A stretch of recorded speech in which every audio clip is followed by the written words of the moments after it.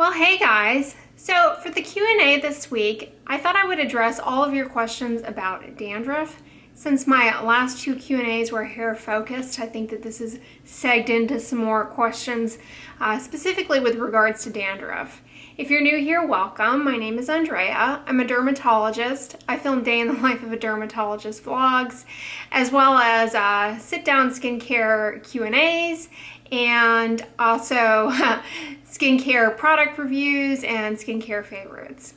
So if this topic is of interest to you, I encourage you to stick around, and with that, let's get started. So dandruff is a skin condition that can be located on the scalp and occasionally can also be located on different areas of the face and or around the ears. For example, its medical name is seborrheic dermatitis. And it consists of small patches of scaly, flaky skin. And if you happen to be afflicted by this condition and you have dark hair, or you wear dark colors, you may be persistently plagued by flakes of the dandruff on your hair and or your clothing. Now, it's a common misconception and often a question down below in the comments. I have terrible dandruff. Is there some sort of cleansing that I should be doing? Is this a hygiene problem? Is this the result of over shampooing? And at the end of the day, the root cause of dandruff, while not entirely understood, is not thought to be due to a hygiene problem, but rather an underlying tendency towards this problem. There's a fair amount of research being done to try and get to the bottom of what the root cause, no pun intended, the root cause of dandruff might be. But we do know that while it's not a hygiene issue, infrequent shampooing can and frequently does make dandruff appear more apparent. And it is also thought that a little yeast, which naturally lives on our skin, whose name is Tinea versicolor, also known as Malassezia, that this little yeast, who is naturally part of our skin and supposed to be there, that sometimes in certain individuals, he can either become a little bit too comfortable, or individuals with a tendency towards dandruff may have that tendency by virtue of some sort of underlying drive of their immune system to say, please get out, and in doing so creates these patches of flaky, dry, kind of scaly skin in the scalp. The next question that I get with regards to dandruff is, well, is there anything else that could be causing my dandruff? It seems to get worse with, during certain times of the year. What is there anything that could be triggering it? Probably one of the most common triggers of dandruff is stress, believe it or not. And there are also certain underlying medical conditions in which individuals, for whatever reason, are plagued by very, very stubborn dandruff. Particularly for whatever reason that is poorly understood, individuals suffering from Parkinson's disease can have, for whatever reason, really struggle with dandruff. Now, having dandruff does not mean that you have Parkinson's disease and or are at increased risk for that. Just know that if you do have Parkinson's disease, dandruff may be more of a problem for you. Certain neurologic conditions also can make dandruff more problematic for whatever reason we really don't understand. It's merely been observed. And certain medications can make an individual more predisposed to stubborn dandruff, okay? Medications that are often used to treat seizures, for example, things like lithium.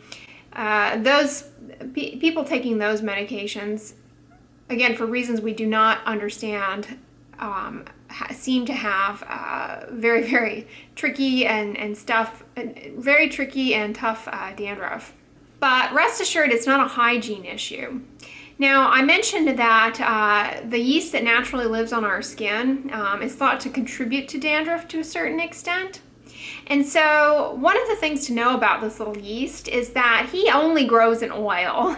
In fact, you can't even grow him in a dish without overlying peanut oil. He needs oils. So it makes a lot of sense that that yeast thrives in the oily surfaces of our skin, like our scalp, kind of around our nose, on our forehead, around our ears. These are areas that have a high density of oil glands or sebaceous glands, and that make, there's just a higher volume of sebum or oil in those areas.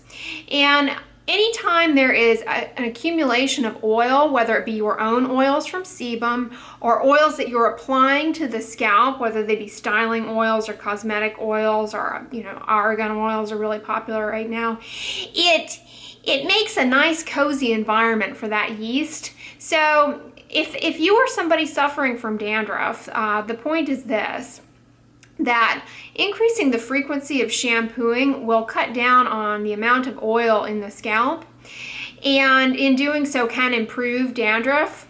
And likewise, if you are someone who is using a lot of oils, whether it be on your face or in your scalp, make sure that you're not leaving them on the skin, that you are removing them with a gentle cleanser follow-up step, as this can really contribute to more problematic and persistent dandruff problems.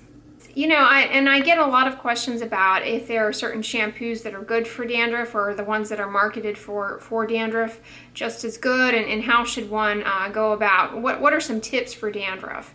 My first tip for dandruff, if you're suffering from scaly patches in the scalp and or face, is to see a healthcare provider for evaluation and management, as I always underscore on this channel, because there are certain skin conditions and certain other conditions that can mimic dandruff and are not dandruff.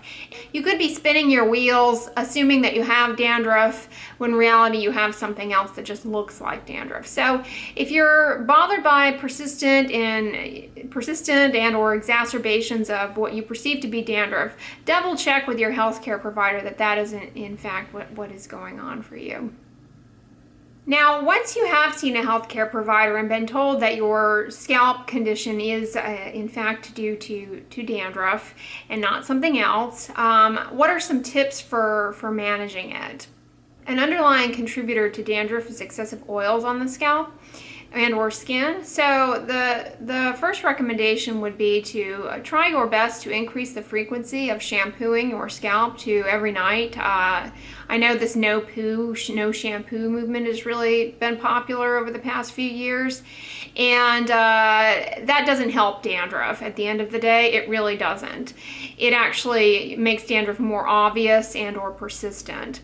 So increasing the frequency of shampooing to daily if you are able. However, it's understandable that for many hair types, such as African American hair types, that this is not really an option by virtue of the hair texture, etc. And so in those cases, after you've seen a healthcare provider for evaluation and management, you've been told that yes, your scalp problem is dandruff and or seborrheic dermatitis, its other name, follow up with the healthcare provider consistently. Ideally, it would be a dermatologist, but I do realize that it's not always possible to see a dermatologist, unfortunately. So do follow up with your healthcare provider, because in these instances of individuals who aren't able to shampoo their hair on a daily basis, that's just not a reasonable expectation. There are some other medications and treatments and modifications that can be helpful. Some of them would require a prescription, others require, tailored recommendation. And so what can you do in addition to increasing the frequency of shampooing your hair? The basis of managing dandruff is consistently using an anti-dandruff shampoo. And an anti-dandruff shampoo is one that has one of the following ingredients that are known to be helpful and are established in being helpful for controlling dandruff. And those include salicylic acid, zinc pyrithione, selenium sulfide, and occasionally sulfur-based shampoos as well.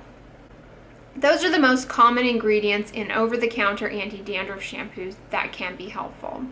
Now, with regards to using these shampoos, another tip is to make sure that you follow the instructions on the bottle, as different shampoo ingredients will have different ideal ways of using them so that they are most effective. For example, many anti-dandruff shampoos are most effective when actually lathered into the scalp and not necessarily directed to the strands of your hair. This is more of a scalp problem, not a hair shaft problem, okay? So many anti-dandruff shampoos are actually most effective when applied onto the scalp and left to sit on the scalp for a directed amount of time, so just 4 minutes, for example, and then rinsed off. And you may find that in using them in that manner that they are more effective, and you may find that you tolerate them better, because anti-dandruff shampoos tend to not smell so wonderfully by virtue of their active ingredients, and or they can be drying and or irritating. So that is something to pay attention to, are the instructions on the actual manufacturer's bottle. In addition to the ingredients in anti-dandruff shampoos that I mentioned, there is another ingredient, coal tar. If you are using one such shampoo, do be careful. While this ingredient in dandruff shampoos is safe, it can discolor lighter hair color types, such as blonde hair and gray hair, or white hair. So if that's your hair color, you may want to choose a different active ingredient. Tar shampoo also has the potential to make your scalp more sensitive to the sun, and more sensitive to irritation when exposed to the sun. So if you're somebody with bald patches in the scalp that are afflicted by dandruff and you're using a tar-based shampoo, make sure that you're also wearing sun protection, because that would be important in minimizing that risk to yourself. And another effective measure, rather than sunscreen to these areas, is to wear a hat and cover them up, particularly if you have bald patches that are affected, or you have male pattern hair loss or female pattern hair loss, where the scalp is still afflicted by dandruff and you're using an anti-dandruff shampoo. Make sure you protect the scalp from excessive sun exposure. And one other flare of dandruff can be excessive sun exposure, because sun, the ultraviolet light in sun, can kind of skew and alter the immune system in our skin and contribute to inflammatory skin problems, including dandruff. But for most people, dandruff is something that doesn't necessarily ever make its way into the office of a healthcare provider, and they find they're able to manage it themselves with an anti-dandruff shampoo. But as I mentioned at the beginning of the video, if you find that you have really, really stubborn dandruff and that an anti-dandruff shampoo is not cutting it, it definitely is worthwhile to see a healthcare provider, because there are some other skin conditions that can mimic dandruff but are not it, such as a fungal infection, also known commonly as ringworm, can look like dandruff sometimes, psoriasis, and certain types of eczema of the scalp. And a dermatologist can properly diagnose seborrheic dermatitis or dandruff and recommend a treatment plan that will work for you and follow you consistently for response to that. So that would be another tip. And so I get many questions if I can recommend it, what are some of my favorite anti-dandruff shampoos. Well, Head & Shoulders shampoo is a great one to use. It has the active ingredient zinc pyrithione. It does not have to be brand name Head & Shoulders. Your generic drugstore version, wherein the bottle looks similar to Head & Shoulders but says something else, like, I don't know, head, shoulders, knees, and toes. That is also just as good. It just has to have the zinc pyrithione listed as the active ingredient. Sulfur-based shampoos sold over the counter that are good include Selsun Blue shampoo. Again, in this shampoo, you'd be looking for the active ingredient selenium sulfide, which is good to use and helpful in controlling some of the problems associated with dandruff. And I happen to be a fan of this anti-dandruff shampoo, Free and Clear. This is the same maker as the manufacturer of Vanity Cream that I also like, a moisturizer that I like for the body. This is an anti-dandruff shampoo that contains 2% zinc pyrithione. And unlike many anti-dandruff shampoos, it does not contain any fragrance in it or any preservatives that you might be allergic to and or might be irritating to you. Okay, so this is one that really is no nonsense and really just contains the active ingredients and you know, a vehicle to make it into a shampoo. Here, I'll show you what it looks like here. This one is a good one to use. They also have, this line also has a non-dandruff shampoo as well. See, it's kind of white and creamy. And this lathers well into the scalp and then just rinses off. Growing up, my grandfather had a bald head, and he used to joke with me when I was a little girl that he could wash his hair and his face at the same time with just one swoop. So if that sounds like you know, another product by the same maker that I also really happen to be a fan of is the Vanity Cream Z-Bar. You know, it can be good for kind of seborrheic dermatitis, dandruffy patches on the face, as well as seborrheic dermatitis or dandruff in the scalp. And in both areas, lathered up in that way is a good way to deliver the zinc pyrithione if you're somebody who likes using bar soaps. This one is good, and it doesn't contain any ingredients that could likely break you out. Neither of these products contain the detergent sodium lauryl sulfate, which is a detergent that is safe, but many of you have verbalized in the comments is bothersome to you and you elect to avoid it. That's understandable. It is, as a detergent, very drying, okay? And so a drying detergent in a anti-dandruff shampoo that may already be drying, it can be a real bugaboo. So neither of these products contain sodium lauryl sulfate. They're both very, very gentle. Another gentle anti-dandruff shampoo that I am also really, really a fan of, and I even use it myself occasionally, even though I don't have dandruff, just kind of because I like to try these things out. This is one by Jason, I think that's how it's pronounced, that contains sulfur 2%, which is an anti-dandruff ingredient, as well as salicylic acid 2%. So it's got two anti-dandruff ingredients in it. This product does contain fragrance, so if you're allergic to fragrance, do know that. But it is free of sodium lauryl sulfate, parabens, and phthalates, which are common allergens in shampoos and soaps and cosmetics. So if you're allergic to those ingredients, this does not have it in the shampoo. This product speaks to many of you, I believe, because it is cruelty-free.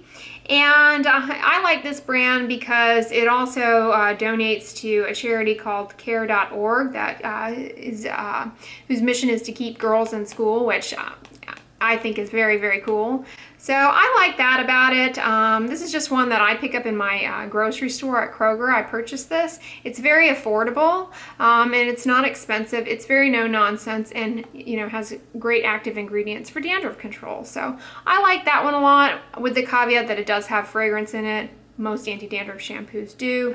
This one by Free and Clear, however, is free and clear of fragrance if you're sensitive to that. But yeah, those are some of my favorite dandruff shampoos. I will be sure and list them all down below in the description box, including you know, what the active ingredient is. So I hope this video was helpful to you guys. Give it a thumbs up, share it with your friends, and as always, don't forget, sunscreen and subscribe. I'll talk to you guys in my next Q&A. Bye!